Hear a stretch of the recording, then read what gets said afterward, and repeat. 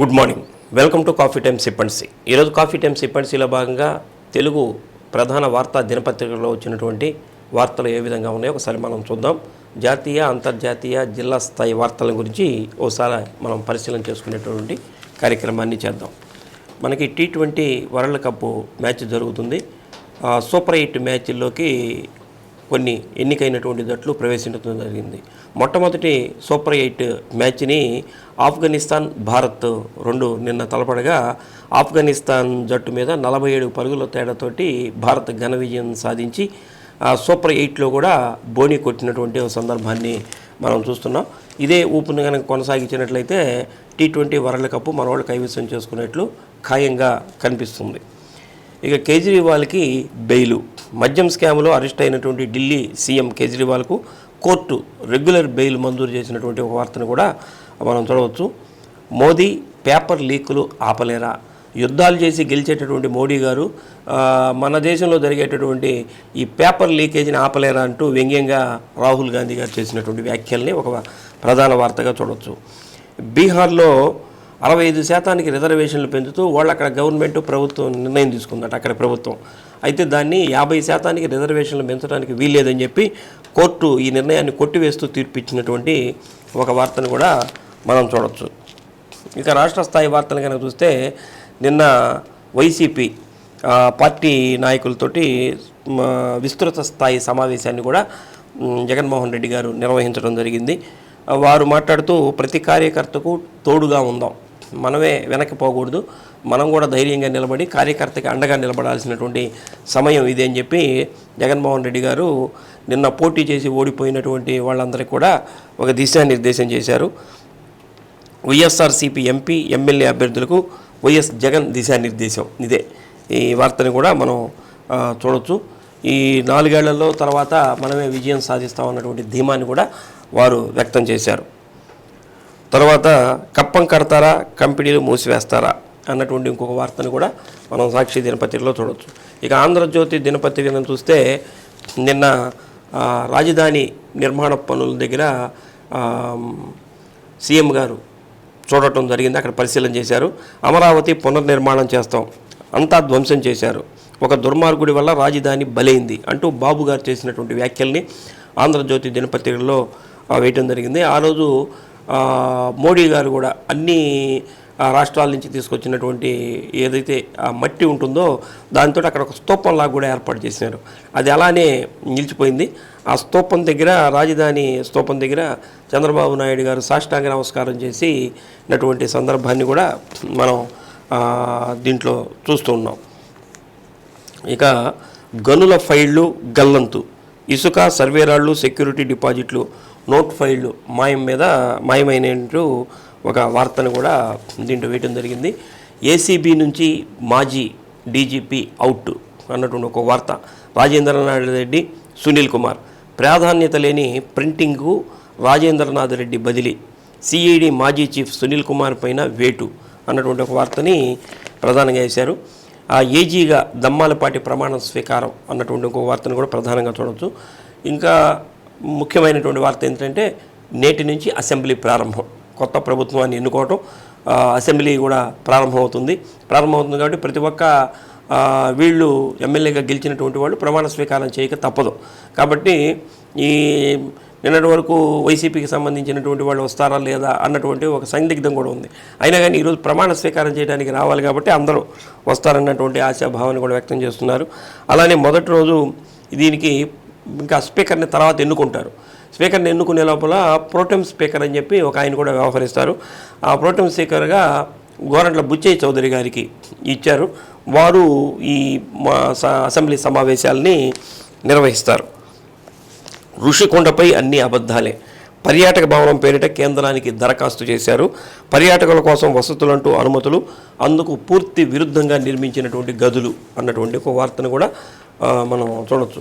ఇక ఈనాడు దినపత్రికను చూస్తే ఇదే అమరావతికి సంబంధించి అన్ని పేపర్లో కూడా మెయిన్ బ్యానర్ ఐటమ్ వేయటం జరిగింది. పంచాయతీలను ముంచేశారు, 5,500 కోట్లు మళ్లించేశారు, నిర్ధారించిన పంచాయతీరాజు గ్రామీణాభివృద్ధి, ఉప ముఖ్యమంత్రి పవన్ కళ్యాణ్కు సమగ్ర నివేదిక అందించినటువంటి వార్తను కూడా ఒకటి మనం చూస్తున్నాం. 2029లో చంద్రబాబుకు సింగిల్ డిజిట్ సీట్లే అని నిన్న చంద్రబాబు ఇది జగన్మోహన్ రెడ్డి గారు చేసినటువంటి వ్యాఖ్యలు విస్తృత స్థాయి సమావేశంలో ఇక 5 ఏళ్ల తర్వాత చంద్రబాబు నాయుడు గారికి సింగిల్ డిజిటే వస్తుందని చెప్పి వాళ్ళ ఎమ్మెల్యేలందరికీ కూడా జగన్మోహన్ రెడ్డి గారు ఒక ధైర్యాన్ని కల్పించినటువంటి వార్తను కూడా చూస్తున్నాం. ఇవి ప్రధానంగా ఉన్నవి. ఇక జిల్లా స్థాయి వార్తలు కనుక మనం పరిశీలన చేస్తే జిల్లాను కరువు జిల్లాగా ప్రకటించి ఆదుకోవాలని చెప్పి కరువు బృందం, కేంద్ర కరువు బృందం మన జిల్లాకి పంపించడం జరిగింది. జిల్లాలో ఉన్నటువంటి ప్రస్తుతం 38 మండలాలు ఉన్నాయి. 38 మండలాల్లో 31 మండలాలు కరువు మండలాలుగానే ఉన్నాయట. దీంట్లో కూడా అతి తీవ్రమైనటువంటి కరువు మండలాలు 20, 11 ఏమో జాతీయ విపత్తులకు సంబంధించి ఆ మండలాలకు కూడా గుర్తించడం జరిగింది. ఈ కరువు బృందం ఎవరైతే కేంద్ర కరువు బృందం వచ్చారో వారికి జిల్లా మంత్రి గారు డోలా శ్రీ బాలవీరాంజనేయ స్వామి గారు వారికి జిల్లాని ఆదుకోవాలి, జిల్లాలో ఉన్నటువంటి కరువు పరిస్థితులన్నింటినీ రికార్డ్ చేసి కేంద్ర ప్రభుత్వానికి అందించి మా జిల్లాకి నిధులు అన్నీ కూడా ఇవ్వాలని చెప్పి వారు కోరటం జరిగింది. ప్రకాశం జిల్లా అంటేనే మొదటి నుంచి వెనుకబడినటువంటి ప్రాంతం. రాయలసీమలో ఉండేటటువంటి వాతావరణం ఏదైతే ఉంటుందో అది ఈ జిల్లాలో కూడా ఉంటుంది. కాబట్టి వర్షాభావ పరిస్థితులు ఎక్కువగా ఉంటాయి. కాబట్టి దీనికి వర్షాల మీదే ఆధారపడి ఇక్కడ వ్యవసాయం కూడా చేయటం జరుగుతుంది. అలానే తాగునీటికి కూడా ఇబ్బంది పడుతున్నారు. ఇవన్నీ కూడా పరిశీలన చేసి కేంద్రం దృష్టికి తీసుకెళ్ళి జిల్లాకి కరువు జిల్లాగా ప్రకటించాలని చెప్పి మంత్రివర్యులు కోరినటువంటి వార్తను కూడా చూస్తున్నాం. కాఫీ టైమ్ సిప్ అండ్ సీలో చిన్న విరామం తీసుకుని మిగతా వార్తలు చూద్దాం. కాఫీ టైమ్ సిప్ అండ్ సీకి తిరిగి స్వాగతం. ఈ నెల 24వ తేదీ నుంచి ఐటీఐలో ప్రవేశాలకి కౌన్సిలింగ్ నిర్వహిస్తున్నట్లు దానికి సంబంధించినటువంటి ప్రభుత్వ బాలుర ఐటీఐ కళాశాల కన్వీనర్ ఎంవి నాగేశ్వరరావు గారు ఒక ప్రకటనలో తెలియజేశారు. అంటే వీళ్ళందరూ కూడా 10వ తరగతి పాస్ అయినటువంటి వాళ్ళు, 10వ తరగతి మార్కుల జాబితా, కులం, టీసీ, 10వ తరగతి అలానే ఆధారు, ఈ ఒరిజినల్ సర్టిఫికేట్స్ తోటి రావాలని చెప్పి వారు కోరుతున్నారు. వీళ్ళకి ఆల్రెడీ పబ్లిక్ ఎంట్రన్స్ టెస్ట్ కూడా పెట్టినట్టున్నారు కదా. ఈ నెల 24వ తేదీ 25వ తేదీలో ఈ కౌన్సిలింగ్ నిర్వహించేదానికి అవకాశం ఉంది. 24వ తేదీ ఉదయం 10 గంటల నుంచి 1 గంట వరకేమో 1 నుంచి 254 ర్యాంకులు సాధించిన వాళ్ళకి కౌన్సిలింగ్ ఉంటుంది. మధ్యాహ్నం 1 గంట తర్వాత అంటే 2 గంటల నుంచి 5 గంటల వరకు 255 నుంచి 517 వరకు కౌన్సిలింగ్ నిర్వహిస్తారు. మరుసటి రోజు 25వ తేదీ ఉదయం 10 గంటల నుంచి 1 గంటల వరకు, ఆ తర్వాత 518 నుంచి ర్యాంకుకి, తర్వాత మధ్యాహ్నం నుంచి 816వ ర్యాంకు నుంచి మొత్తం మిగతా ఉన్నవన్నీ కూడా నిర్వహిస్తారు. కాబట్టి ఈ విషయాన్ని అన్ని పేపర్లో కూడా ఉంది. ఐటీఐ ప్రవేశ పరీక్షలు రాసినటువంటి వాళ్ళు దీన్ని గమనించి కౌన్సిలింగ్గా హాజరు కావాల్సిందిగా కోరుతున్నారు. ఇక ఈరోజు అంతర్జాతీయ యోగా దినోత్సవం. మోడీ గారు వచ్చిన తర్వాత మన భారతదేశాన్ని ఉన్నటువంటి యోగాని అంతర్జాతీయ స్థాయికి తీసుకువెళ్ళి అంతర్జాతీయంగా కూడా గుర్తింపుకు తీసుకొచ్చి దీన్ని అంతర్జాతీయ యోగా దినోత్సవంగా దీన్ని ప్రకటించారు. ప్రపంచవ్యాప్తంగా ఉన్నటువంటి అన్ని దేశాల్లో కూడా ఈరోజు అంతర్జాతీయ యోగా దినోత్సవాన్ని నిర్వహించుకుంటున్నారు. ఇది ప్రజలకే కాకుండా పాఠశాలలో ఉన్నటువంటి విద్యార్థులు కూడా తెలియాలనే ఉద్దేశంతో పాఠశాలలు కూడా రీఓపెన్ చేశారు. కాబట్టి అన్ని పాఠశాలల్లో యోగా దినోత్సవాన్ని నిర్వహించాలని డిఈఓ సుభద్ర గారు ఆదేశాలు కూడా జారీ చేసినటువంటి వార్త ఒకటి మనం చూస్తున్నాం. ఇది 10వ అంతర్జాతీయ యోగా దినోత్సవం. అంటే మోడీ గారు వచ్చిన తర్వాత ప్రవేశపెట్టారనుకున్నాం కదా, వారు వచ్చిన తర్వాతే అధికారంలోకి వచ్చిన తర్వాత అంతర్జాతీయంగా ఉన్నటువంటి వారిని అందరినీ ఒప్పించి ఈ యోగా దినోత్సవాన్ని ప్రవేశపెట్టారు. జిల్లాలో కూడా అన్ని చోట్ల, ఒక పాఠశాలల్లోనే కాదు మిగతా అన్ని యోగా కేంద్రాలు అలానే స్వచ్ఛంద సంస్థలు ఇవన్నీ కూడా స్వచ్ఛందంగా యోగాన్ని నిర్వహిస్తున్నాయి. యోగా అంటే మానసిక వికాసం, శారీరక దృఢత్వం అన్నీ కూడా దీంట్లో కలుగుతాయనే ఉద్దేశంతో ఈ యోగా ఎక్కువగా ఆకర్షిస్తున్నటువంటి అంశం. ముఖ్యంగా యోగా పట్ల మహిళలకు ఎక్కువ ఆసక్తి ఉంటుంది. ఎందుకంటే ఇంట్లోనే ఎక్కడికి పోకుండా ఇంట్లోనే చక్కగా దీన్ని చేసుకునేటటువంటి అవకాశం ఉంది. కాబట్టి ఈ ఎక్కడైనా కోచింగ్ సెంటర్స్లో 40 రోజులే ఎంతో దీన్ని ట్రైనింగ్ తీసుకొని రెగ్యులర్గా యోగా చేసుకుంటారు. కాబట్టి ఈయనకి ఎక్కువ ప్రాచుర్యంగా కూడా లభించింది. ఇక ఒంగోలులో 2 చోట్ల నిన్న అగ్ని ప్రమాదం సంభవించింది. ఎండల తీవ్రత చూస్తే ఎక్కువగా ఉంది. నిన్న సాయిబాబా గుడి సెంటర్లో, లాయర్పేట సాయిబాబా గుడి సెంటర్లో బ్యూటీ పార్లరు ఒకటి ఉందట. దీని పేరు professional hair and beauty salon. ఈ సంబంధించినటువంటి నిర్వాహకురాలు వెన్నకోట దుర్గా భవాని గారు మొన్న రాత్రి తాళాలు వేసేయటం. నిన్న ఉదయం వచ్చి షట్టర్ ఓపెన్ చేస్తే లోపల నుంచి పొగలన్నీ వస్తున్నాయట. వెంటనే ఫైర్ ఇంజిన్ వాళ్ళకి తెలియజేయడంతో వాళ్ళు వచ్చి అక్కడ ఉన్నటువంటి వీటిని కూడా ఫైర్ తోటి వాటర్ తోటి అన్నింటిని కూడా ఇచ్చేయటం జరిగింది. అయినా కానీ అప్పటికే అంటే రాత్రి ఎప్పుడో జరిగి ఉంటుంది కాబట్టి ఇది 4 లక్షల రూపాయల యొక్క ఆస్తి నష్టం కూడా జరిగి ఉంటుందని చెప్పి నిర్వాహకురాలు చెప్తున్నారు. మొత్తం మీద విద్యుత్ షార్ట్ సర్క్యూట్ తోటి ఇది జరిగి ఉండొచ్చు అన్నటువంటిది వాళ్ళు భావిస్తున్నటువంటి అంశం. అలానే సుజాత నగర్లో కూడా అగ్ని ప్రమాదం సంభవించిందట 7వ లైన్లో. అక్కడ ఖాళీ స్థలం ఉంటే అందరు చెత్త అంతా తీసుకొచ్చి అక్కడ పోస్తున్నారు. అది ఎందుకు అక్కడ ఆ చెత్తకి నిప్పు అంటుకుందో మొత్తం మీద ఎండల వేడికి బాగా విస్తృతంగా అది పొగలు వ్యాపించడం, చుట్టుపక్కల వాళ్ళు కూడా భయపడి వెంటనే ఫైర్ వాళ్ళకి ఫోన్ చేయటం, వాళ్ళు వచ్చి దాన్ని మంటల అదుపులోకి తీసుకొచ్చిన తర్వాత అందరూ ఊపిరి పీల్చుకున్నటువంటి సందర్భం అయితే కనిపిస్తుంది. మొత్తం మీద 2 అగ్ని ప్రమాదాలు ఎటువంటి ప్రాణ నష్టం అయితే జరగలేదు కాబట్టి కొంత ఊపిరి పీల్చుకోవచ్చు. ప్లాస్టిక్ నిషేధం ఎక్కడ అన్నటువంటి ఒక వార్తని కూడా మనం చూడవచ్చు. నగరంలో విత్తలవిడిగా ప్లాస్టిక్ వినియోగం కూడా బాగా జరుగుతుంది కాబట్టి దీన్ని ప్లాస్టిక్ వాడకం చేసినటువంటి వాళ్ళు కూడా నిర్భయంగా మళ్ళీ రోడ్ల మీద దాన్ని పడేస్తున్నారు. ఇవి పాపం ఆవులు లాంటివి మూగజీవాలు అవి తినటం ద్వారా వాటికి అనారోగ్యం, వాటి కూడా చనిపోయేటటువంటి పరిస్థితి ఉంది.